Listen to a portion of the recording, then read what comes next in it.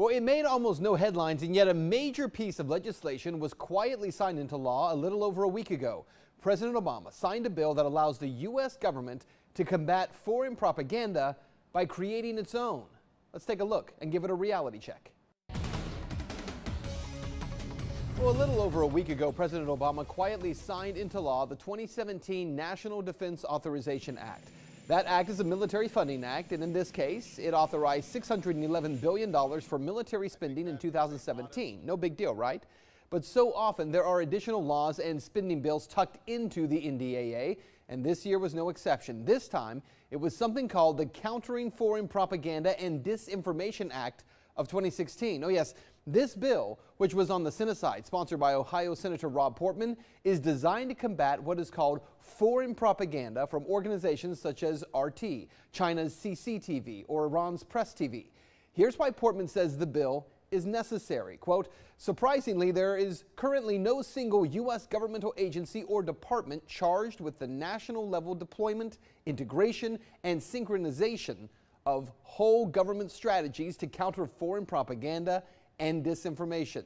Well, there is now. That bipartisan bill will establish an interagency center housed at the State Department to coordinate and synchronize counter-propaganda efforts throughout the U.S. government. The bill also creates a grant program for NGOs, for think tanks, civil society, and other experts outside government who are, quote, engaged in counter-propaganda related work. Now, let's be clear. This is being sold as countering propaganda, but how do you do that? After all, if government agencies put out information to the public for the sake of altering a point of view, isn't that the very definition of propaganda? In fact, that definition is this: information, ideas, or rumors deliberately spread widely to help or harm a person, a group, a movement, an institution, a nation, etc. So this law essentially funds U.S. propaganda. But isn't that illegal?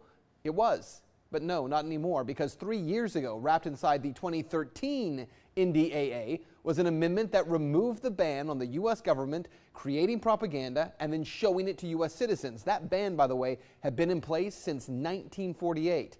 The 2013 amendment struck down a ban on domestic dissemination of propaganda material produced by the State Department and the Independent Broadcasting Board of Governors. It neutralized the Smith-Mundt Act of 1948 and the Foreign Relations Authorization Act in 1987 that had been passed to protect U.S. audiences from our own government's misinformation campaigns. And in 2013, when that bill was passed, most media said, oh, don't worry, the U.S. government will never actually create propaganda.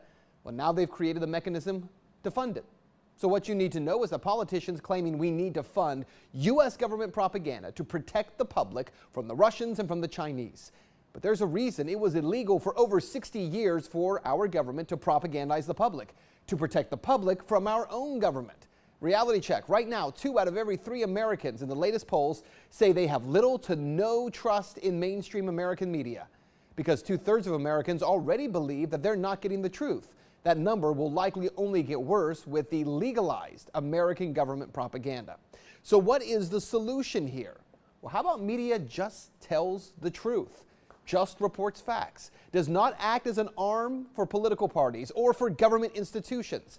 If we want to combat propaganda, both foreign and domestic, then shouldn't we just inform the public rather than trying to control their views?